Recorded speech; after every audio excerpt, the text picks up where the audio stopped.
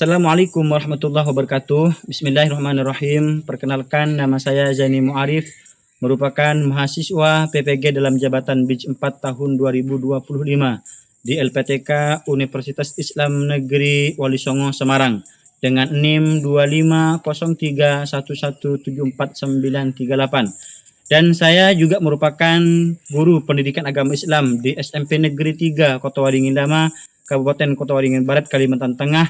Dan juga pada hari ini, hari Selasa tanggal 27 Januari 2026, saya akan membuat video pembelajaran di kelas 8 semester 2 dengan tema meyakini Nabi dan Rasul Allah menjadi generasi digital yang berkarakter.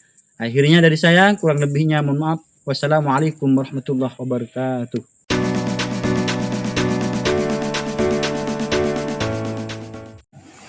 Assalamualaikum warahmatullahi wabarakatuh.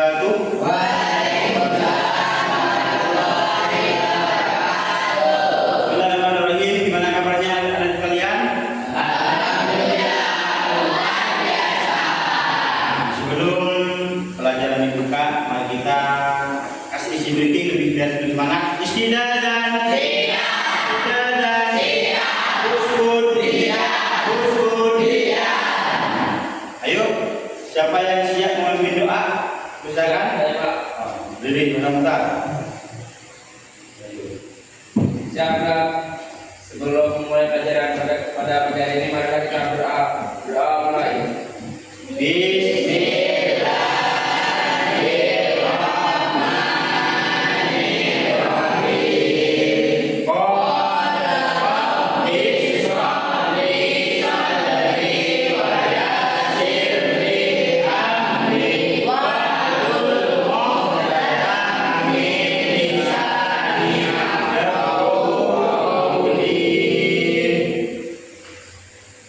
Sebelum pelajaran dimulai, saya akan terlebih dahulu yang hadir tidak hadir.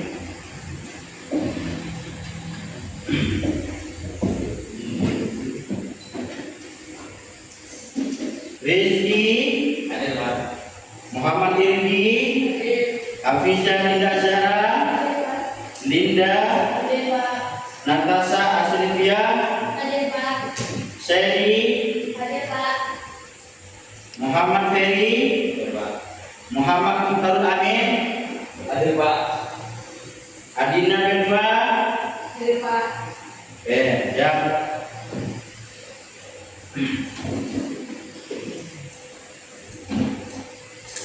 Sebelum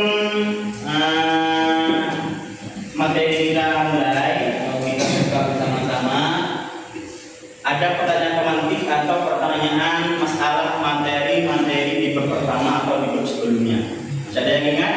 Di bab pertama kita membahas tentang cinta tanah air. Yang mana dalam cinta tanah air tersebut ada yang membahas tentang ilmu tajwid. Ada enggak? Bab pertama siapa yang masih ingat? Ada Pak. Nah, ayo kita lagi. Makan aja. Usul dan kami ada 4. 1. Hurufnya ada 6. Ada ko, ain, hawain, han, di 2. Idgham dibagi 2, yaitu idgham guna dan idgham guna. Ada lagi? Saya Pak. Ayo baca, ayo baca. Sukun yang sukun atau mati ada 3. 1. Idgham syafawi, hurufnya ada 1, yaitu ba. 2. Idgham mimi, hurufnya ada 1, yaitu mi. 3. Idgham syafawi, hurufnya ada 2, yaitu mi. Oke, tepuk tangan dulu. Dan sebelum pelajaran dimulai, bahwasanya setiap materi itu ada tujuan pembelajaran. Pertama adalah apa tujuan pembelajaran dalam bab beriman kepada Nabi dan Rasul. Tujuan pertama adalah agar kita memahami dan mengetahui apa perbedaan atau pengertian Nabi dan Rasul. Dan yang kedua, tujuan dari pembelajaran ini adalah untuk memahami apa tujuan Nabi dan Rasul itu diutus. Dan yang ketiga, daripada tujuan pembelajaran ini nanti akan dipelajari bersama, yaitu untuk memahami dan mengetahui apa saja sifat-sifat para Nabi dan Rasul. Namun sebelum ini saya putar, ada nggak siapa yang bisa menyampaikan atau memperjelaskan apa pengertian Siap, Pak. Dalam bentar Bapak baca apa pengertian Nabi dan Rasul? Nabi adalah manusia yang diutus oleh Allah dan diberi wahyu untuk dirinya sendiri. Rasul adalah manusia yang diutus oleh Allah dan diberi wahyu untuk dirinya sendiri dan untuk orang lain. Oke. Ulang. Sebelum pelajaran materi dimulai, coba simak video singkat ini.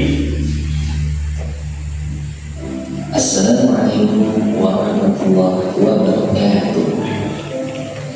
Pada pembahasan PDI kali ini, insya Allah kita akan mempelajari materi tentang iman kepada Nabi dan Rasulullah Subhanahu wa Ta'ala. Iman kepada Rasulullah Subhanahu wa Ta'ala merupakan rukun iman yang keempat. Adapun pengertian Rasul adalah man awha ilaihi bisyara'in jadid, yaitu orang yang mendatangkan wahyu dengan membawa syariat baru.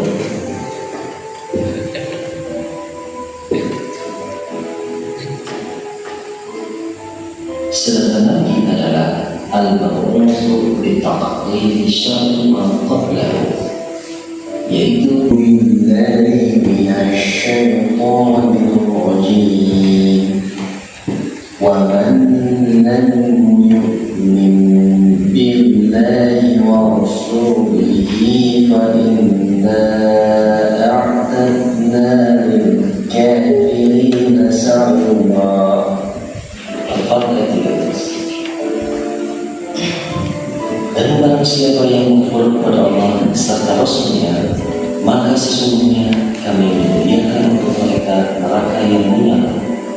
Quran Surat Al-Fatihah ayat 13. Adapun isi kandungan Al-Quran Surat Al-Fatihah ayat 13 yang pertama adalah perintah beriman kepada Allah dan Rasulnya.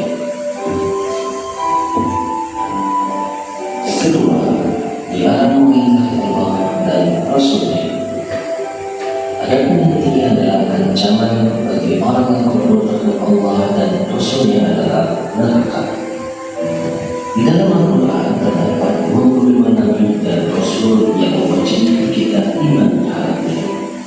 Di antara ke-25 Nabi dan Rasul tersebut, 5 di antaranya termasuk dalam Rasul ulul azmi.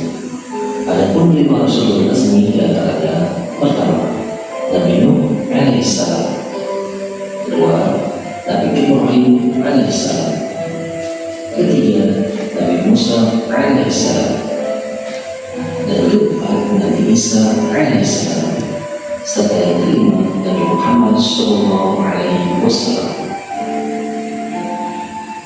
Sedangkan pengertian ulul azmi adalah ketabahan luar biasa yang diberikan Allah Subhanahu wa Ta'ala kepada para nabi dan rasul. Adapun sifat wajib nabi dan rasul: pertama, siddiq, artinya jujur; dua, amanah, bertanggung jawab; tiga, tadlil, sifat menyampaikan; dan keempat, fatanah, cerdas. Adapun sifat mustahil nabi dan rasul di antaranya: pertama, jujur, dusta; dua, khianat, tidak menepati janji; ketiga, hikmah, menutupi; dan yang keempat, balaghah, bodoh. Adapun upaya menanamkan keimanan kita kepada Rasulullah Muhammad SAW di antaranya dan signifikan adalah mengikuti sunnahnya dan meneladani akhlaknya. Bagaimana, sudah paham? Masya Allah. Demikian, mudah-mudahan bermanfaat.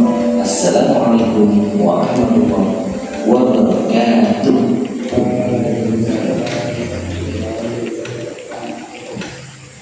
Oke, video sudah kita tonton dan kita memasuki materi selanjutnya. Materi dalam beriman kepada Nabi dan Rasul Allah. 7.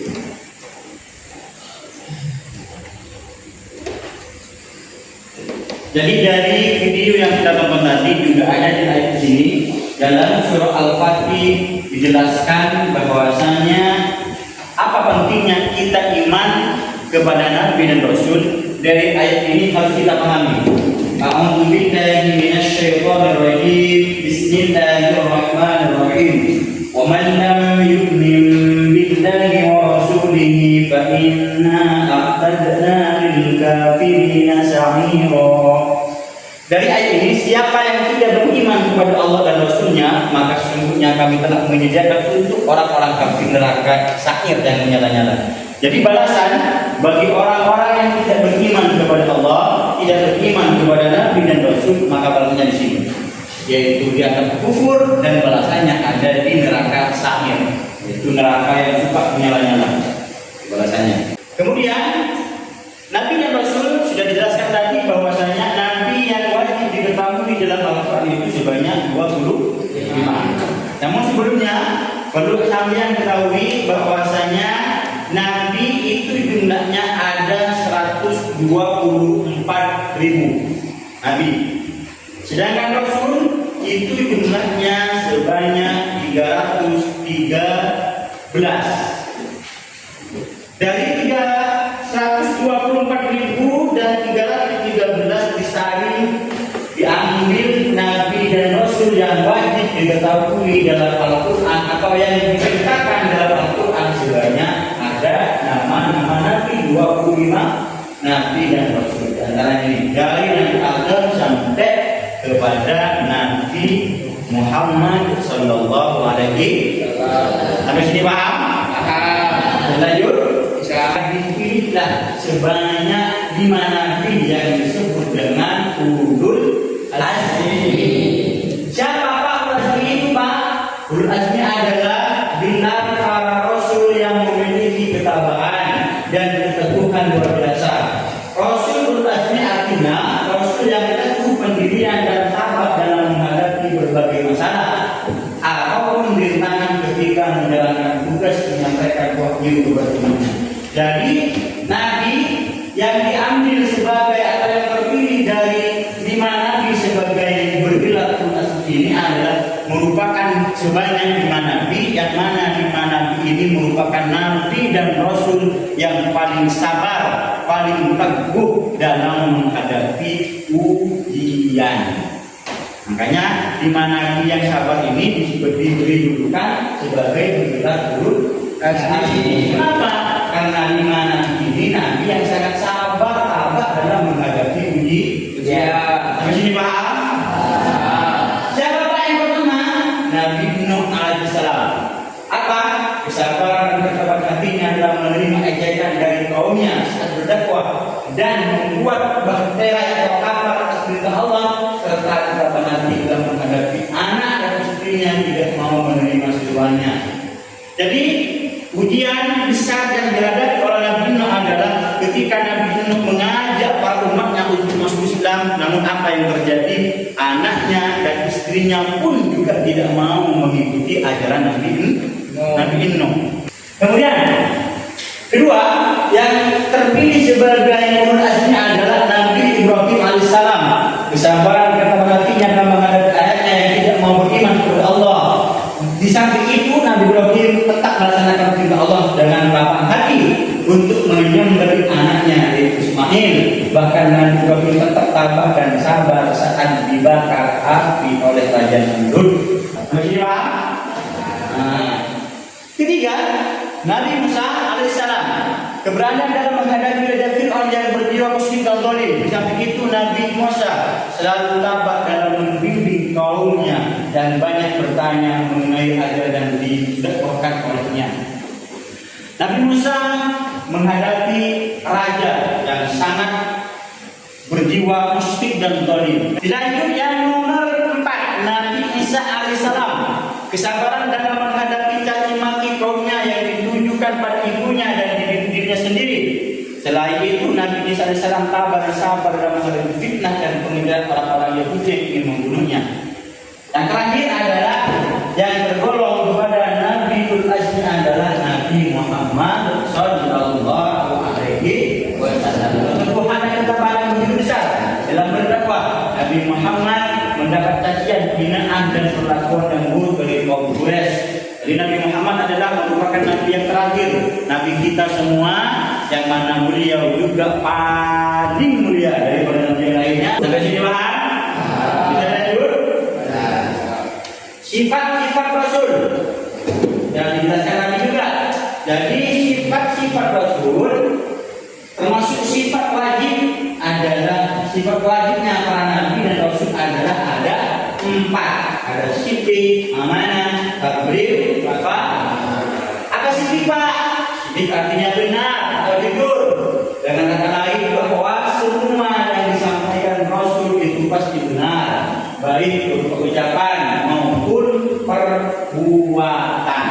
Jadi para nabi nggak pernah yang bohong, nabi nggak pernah licik dalam apa yang beliau sampaikan. Jadi ketika nabi dapat wahyu melalui malaikat Jibril oleh nabi dan Rasul disampaikan dan tidak ada sedikit pun yang dikurangi, karena nabi adalah mempunyai sifat siddiq yang artinya jujur dan benar. Sampai sini Pak? Sifat wajib yang kedua adalah bagi Rasul amanah, artinya dapat dipercaya. Rasul dapat dipercaya dalam menyampaikan apa perintah yang diperintahkan oleh Allah kepada umatnya. Penyampaian tersebut persis seperti aslinya, tanpa ada penambahan dan ada pengurangan. 3. Tabligh artinya menyampaikan. Rasul menyampaikan semua wahyu yang diterima dari Allah kepada umatnya, walaupun dalam penyampaiannya terdapat banyak tantangan dan hambatan yang membahayakan dirinya. Jadi Nabi juga mempunyai sifat tabligh, yaitu menyampaikan. Dari dakwah yang disampaikan oleh Nabi itu diperintah langsung oleh Allah, walaupun penyampaian dakwahnya itu harus bermacam-macam tantangan dan hambatan yang menghadapinya. Seperti Nabi Muhammad tadi, Nabi Muhammad diperintahkan untuk berdakwah sekian tahun, 23 tahun berdakwah. Nabi Muhammad tidak enak-enakan seperti orang sekarang. Nabi Muhammad berdakwah harus menghadapi tantangan dan hambatan. Seperti yang disebutkan tadi, Nabi pernah giginya patah, pernah dilempari kotoran unta dan semacamnya. Walaupun tantangan hal ini dihadapi, tetapi Nabi tetap menyampaikan apa yang diperintahkan oleh Allah. Yang keempat ada sifat patona, cerdas.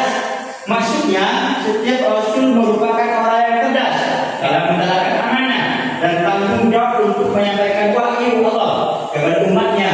Mereka mampu memberikan solusi dan jalan keluar terhadap persoalan umat. Jadi setiap nabi ketika diperintahkan untuk menyampaikan sesuatu oleh Allah, perintahnya disampaikan dengan sekian. Kalau hambanya tidak mampu, umatnya tidak mampu, pasti ada solusinya.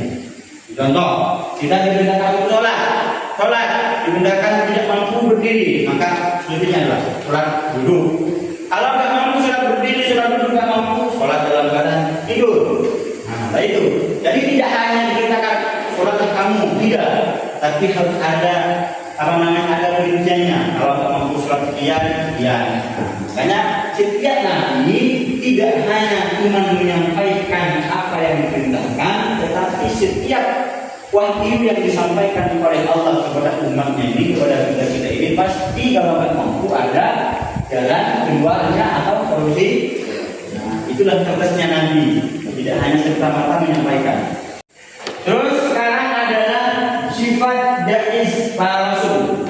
Sifat jaiz artinya boleh. Sifat jaiz berarti sifat-sifat boleh dimiliki Rasul, yaitu sifat manusiawi yang dimiliki manusia pada dunia. Namun sifat tersebut tidak mengurangi martabat kerasulannya. Sifat jaiz Rasul disebut dengan al-afdhul basyariyah. Sifat tersebut diantara seperti makan, minum, sehat, sakit, susah, dan senang. Jadi sifat di situ ya anak-anak sekalian, jaiz itu artinya adalah boleh saja. Jadi boleh saja itu gimana? Manusia seperti kita boleh sakit, Nabi pun juga boleh sakit. Nabi makan, kita pun juga boleh. Karena sifat Nabi itu tidak beda jauh dengan sifat manusia seperti kita ini. Namun perlu dipahami bahwasanya walaupun Nabi mempunyai sifat manusiawi, maka pada dasarnya tidak akan mengurangi martabat kerasulannya. Seperti yang disampaikan bahwasanya ada ada manusia sehat, Nabi sakit. Maka walaupun Nabi sakit, manusia sehat, pangkatnya tetap lebih tinggi. Nah, Nabi. Makanya disinilah walaupun para rasul, para nabi itu mempunyai sifat kemanusiaan, pada dasarnya nabi dan rasul tetap lebih tinggi derajatnya para nabi. Kemudian sifat mustahil bagi rasul atau sifat yang muhal ada apa juga? Hidup, tiada, firman, apa itu sifat? Rasul Allah memiliki sifat sidik yang berarti jujur. Sifat sidik lawan dari sifat sidik. Kemudian ini mustahil para rasul memiliki sifat sidik yang berarti bohong atau dusta. Para rasul tidak mungkin mempunyai sifat dusta dalam menyampaikan wahyu. Jadi ada sifat sidik. Sifat sidik itu adalah merupakan perlawan dari sifat kitab. Apa sifat sidik artinya? Jujur. Kitab artinya dusta. Maka Nabi itu tidak mungkin memiliki sifat kitab atau dusta. Seorang Rasul tidak mungkin mempunyai sifat dusta dalam menyampaikan wahyunya. Mustahil. Karena Rasul itu muhal hukumnya. Nabi dan Rasul itu dikatakan mempunyai sifat kitab yang artinya dusta atau dicip. Itu. Khianat adalah dibandingkan dari sifat amanah. Khianat artinya tidak dapat dipercaya. Seorang Rasul tidak mungkin bersifat khianat karena Rasul adalah manusia pilihan. Sehingga dalam menyampaikan wahyu banyak orang yang mempercayainya. Jadi setiap apa yang dibawa oleh Nabi dan Rasul memang pasti ada orang yang tidak menerima, ada orang yang menerima. Tetapi pasti lebih banyak orang yang mempercayainya. Kenapa? Karena Nabi dan Rasul itu mempunyai sifat amanah, tidak mempunyai sifat khianat. Makanya para nabi itu selalu dipercaya, terutama sahabat namanya Abu Bakar Siddiq. Abu Bakar Siddiq itu selalu percaya terhadap apa yang disampaikan yang dibawa oleh Nabi Muhammad. Nah, itu. Jadi Nabi itu mustahil hukumnya kalau dikatakan mempunyai sifat khianat. Kenapa Pak? Karena para rasul itu mempunyai sifat yang wajib yang nomor 2 paham? 3 hikmah artinya menyembunyikan. Rasul tidak mungkin menyembunyikan ajaran Allah karena tugas Rasulnya memang untuk menyampaikan wahyu dari Allah. Jadi Rasul tidak mungkin mempunyai sifat hikmah, menyembunyikan apa-apa yang diperintahkan oleh Allah. Maka hukumnya muhal, mustahil kalau para rasul dikatakan mempunyai sifat hikmah, menyimpan wahyu yang diperintahkan oleh Allah. Makanya nggak ada istilah para rasul dan para nabi itu koruptor, nggak ada. Karena nabi itu mempunyai sifat tabligh, selalu menyampaikan, dan hukumnya muhal kalau para rasul dikatakan mempunyai sifat dan artinya dan terakhir adalah sifat brother, artinya bodoh. Seorang rasul mustahil bersifat bodoh karena seorang rasul adalah manusia pilihan yang membawa penerangan perjalanan kebenaran sesuai wahyu Allah. Yang terakhir adalah hukumnya muhal, mustahil kalau para rasul itu memiliki sifat bodoh. Beda dengan manusia biasa ini. Jadi kalau rasul nggak mungkin. Kenapa Pak?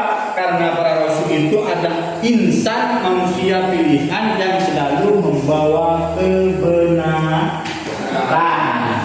Jadi sekali lagi sifat yang muhal bagi Allah ada apa? Ada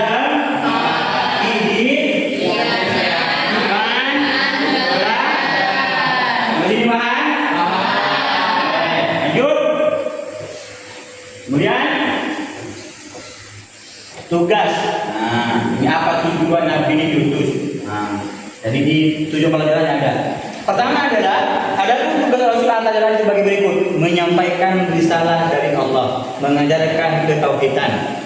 Menyampaikan risalah itu apa Pak? Seperti tadi bahwasanya para nabi dan Rasul tujuannya diutus adalah untuk menyampaikan wahyu dari Allah kepada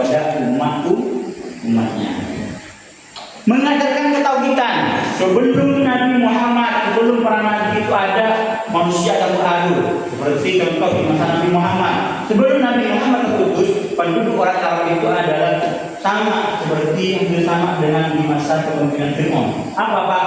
Punya anak laki-laki dibunuh, punya anak perempuan dikubur hidup di. Ketika Nabi Muhammad dilahirkan, maka Nabi Muhammad adalah pengajar. Terangkan kepada Nabi Muhammad, maka yang namanya cerita itu tidak ada. Jadi sebelumnya nggak kenal dengan Allah, berubah menjadi kenal dengan Allah. Kenapa? Karena Rasul itu ditugas untuk mengajarkan ketauhidan. Dan tiga sih, apa tujuan Rasul diutus adalah mengajarkan cara beribadah kepada Allah. Kita sebelum semua manusia sebelum lahir nggak ada pakaiannya, nggak karu-karuan. Nah, mungkin pergaulannya bebas, tetapi ketika Rasul diutus maka akan diajarkan cara beribadah. Tata cara beribadah sedikit tambah banyak-banyak ada perubahan, diajarkan tentang sholat, diajarkan tentang puasa dan semacamnya ibadah-ibadah lainnya. Maka tujuan Rasul itu ditugas adalah ini untuk mengajarkan cara beribadah kepada Allah. Ingat saja, hikmah. Nah, ini hikmah beriman kepada Rasul adalah yaitu menambah sempurna iman, terdorong menjadikan Rasul sebagai pedoman hidup. Jadi kenapa hikmah daripada iman kepada Nabi dan Rasul itu ada ini? Di antaranya adalah menambah sempurna iman, terdorong menjadikan Rasul sebagai pedoman hidup. Dan daripada hikmah beriman kepada Rasul adalah memiliki teladan dalam kehidupan dan lebih memahami dan seakan-akan itu sebagai hamba Allah.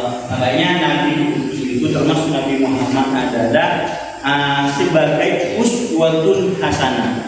Nabi itu diutus sebagai uswatun hasanah, panutan teladan dalam kehidupannya.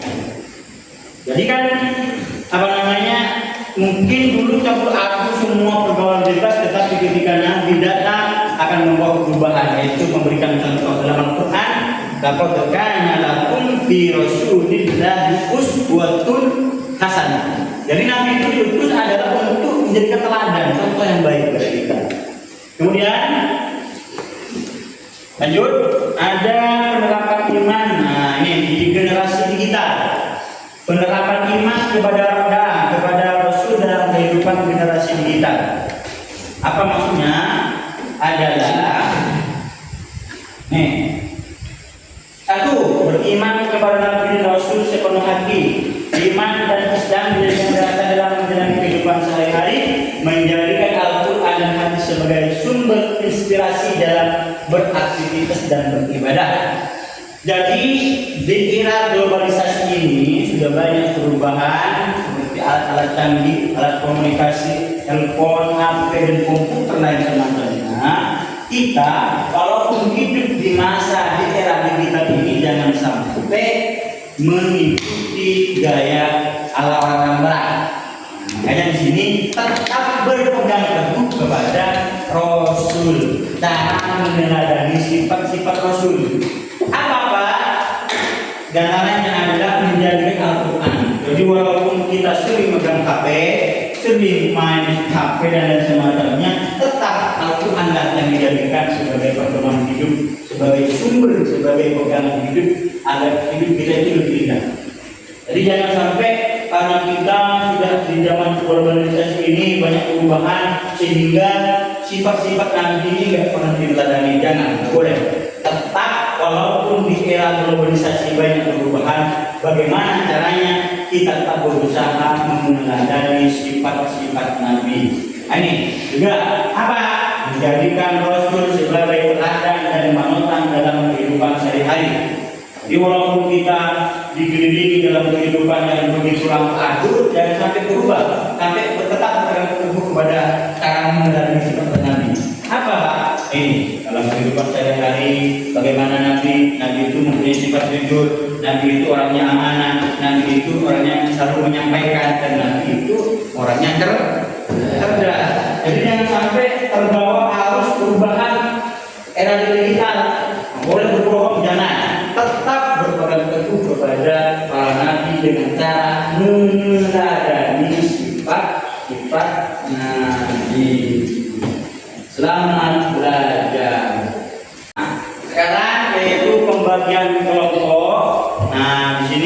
kelompok 1, kelompok 2, kelompok 3, 4 ya. Ya. Nah, ayo buka kelompok. Ayo coba dengan sudah ayo. Nah.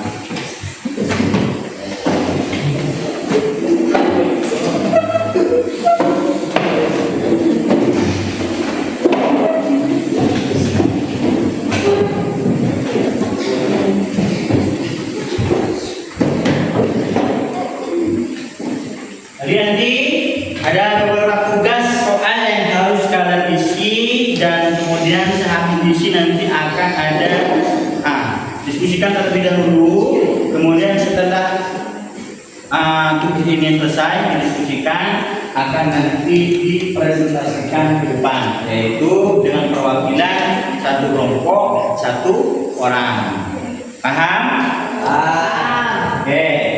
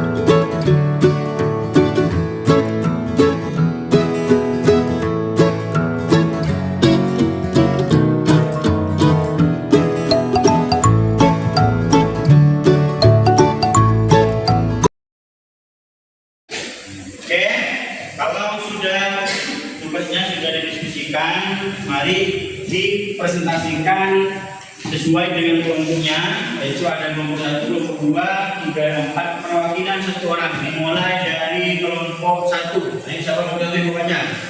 Ayo.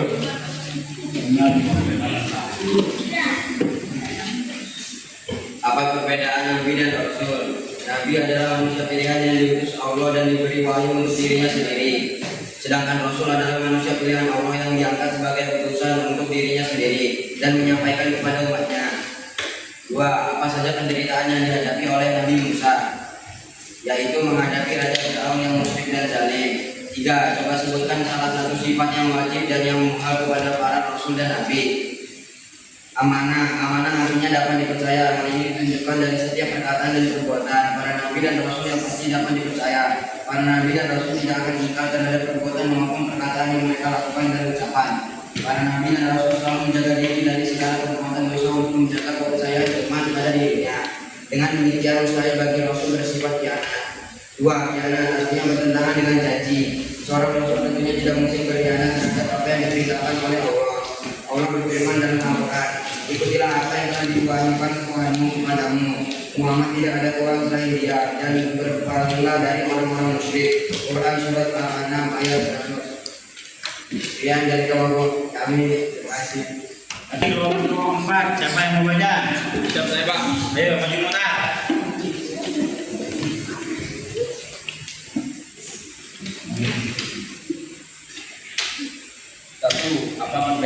Perbedaan Nabi dan Rasul. Nabi adalah manusia yang diutus oleh Allah dan diberi wahyu untuk dirinya sendiri. Rasul adalah manusia yang diutus oleh Allah dan diberi wahyu untuk dirinya sendiri dan untuk orang lain. 2. Apa saja penderitaan yang dihadapi oleh Nabi Musa alaihissalam menghadapi Raja Fir'aun musyrik dan dolim. Coba sebutkan salah satu sifat yang wajib dan muhal kepada para rasul dan nabi. Dan coba jelaskan. Fatonah artinya cerdas, pandai dan bijaksana. Sebagai utusan Allah Subhanahu wa taala, para nabi dan rasul dibekali kecerdasan yang luar biasa. Hal ini agar mereka mampu menyampaikan ajaran kepada umatnya dan mampu berargumentasi dalam menghadapi kaum yang menentang ajarannya. Melalui kecerdasannya yang dimilikinya, para nabi dan rasul mampu memahami segala fungsional umat sekaligus memberikan jalan keluarnya. Dengan kecerdasan yang dimiliki oleh para nabi dan rasul, mustahil jika mereka memiliki sifat baladah yang berarti bodoh. Baladah artinya bodoh. Rasul juga tidak mungkin seseorang yang bodoh. Hal ini seperti termaktub dalam firman Allah yang artinya, jadilah pemaaf dan suruhlah orang mengerjakan yang makruh, serta jangan pedulikan orang-orang yang bodoh. Quran surah Al-A'raf ayat 199. Iman kepada Nabi dan Rasul, rukun iman yang keberapa? Yang keempat.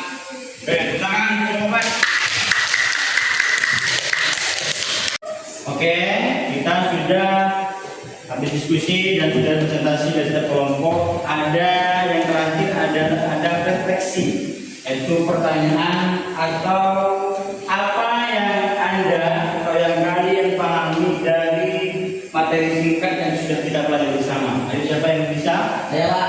Nah, oke, Farhan, silakan baca. Dari pemahaman materi yang Bapak tadi sampaikan, betapa penting kita untuk beriman, baik iman kepada Allah dan Rasulnya, yang mana kita semua tadi sudah mengamati ayat Al-Quran dalam surat Al-Fat ayat 13 yang artinya adalah, barang siapa tidak beriman kepada Allah dan Rasulnya, maka sesungguhnya kami telah menyediakan untuk orang-orang kafir itu neraka yang menyala-nyala. Oke, ulangan.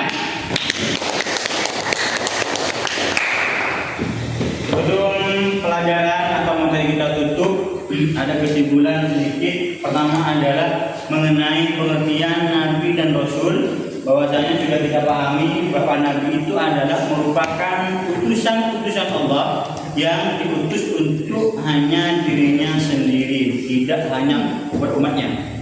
Sedangkan Rasul adalah utusan yang diutus oleh Allah untuk kepada dirinya sendiri dan juga diperintahkan untuk menyampaikan kepada umatnya.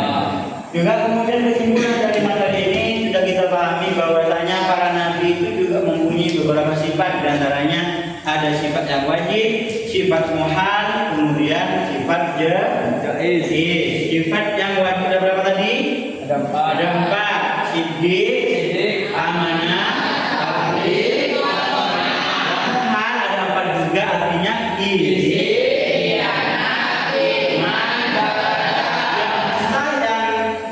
Itu ada 1. Kemudian dari materi yang sudah kita pelajari juga bahwasanya ada jumlah nabi dari berjumlah 124.000 nabi, kemudian ada jumlah rasul yang berjumlah 313, dan dalam Al-Quran yang disebutkan atau yang wajib kita ketahui adalah sebanyak nabi dan rasul sebanyak 25 nabi dan rasul.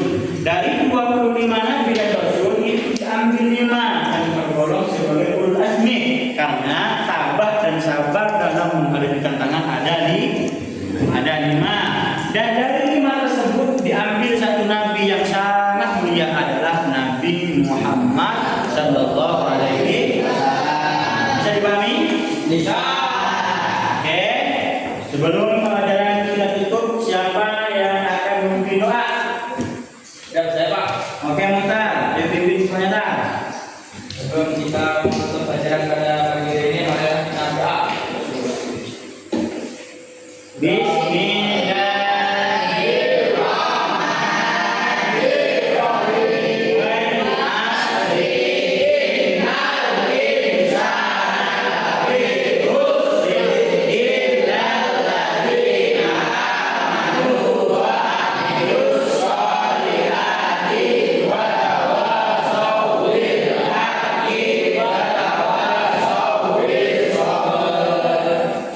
Akhirnya dari saya, kurang lebihnya, jikalau ada kebenaran itu murni dari Allah Subhanahu wa taala dan jikalau ada kesalahan itu murni dari saya pribadi, akhirul kalam wallahul muwaffiq ila aqwamit thoriq. Wassalamualaikum warahmatullahi wabarakatuh. Wah.